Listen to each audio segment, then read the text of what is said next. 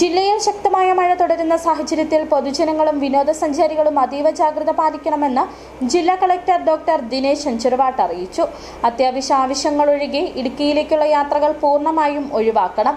നിലവിൽ ജില്ലയിലുള്ള എല്ലാ വിനോദസഞ്ചാരികളും സുരക്ഷിതമായ താമസ സ്ഥലങ്ങളിൽ തന്നെ തുടരുകയും അനാവശ്യ യാത്രകളും വിനോദസഞ്ചാര കേന്ദ്രങ്ങളിലേക്കുള്ള സന്ദർശനവും ഒഴിവാക്കുകയും വേണം.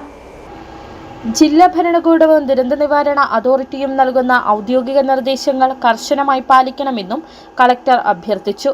ദുരന്ത പ്രതികരണ മാർഗരേഖയിലെ നിർദ്ദേശങ്ങൾക്കനുസൃതമായി ആവശ്യമായ എല്ലാ മുന്നൊരുക്കങ്ങളും സ്വീകരിക്കാൻ വിവിധ വകുപ്പുകൾക്ക് നിർദ്ദേശം നൽകിയിട്ടുണ്ട്.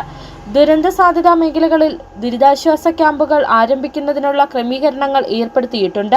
മുൻകരുതലിന്റെ ഭാഗമായി ക്യാമ്പുകളിലേക്ക് മാറ്റിപ്പാർപ്പിക്കുന്നതുമായി ബന്ധപ്പെട്ട് പൊതുജനങ്ങൾ അധികൃതരുടെ നിർദ്ദേശം പാലിക്കണം.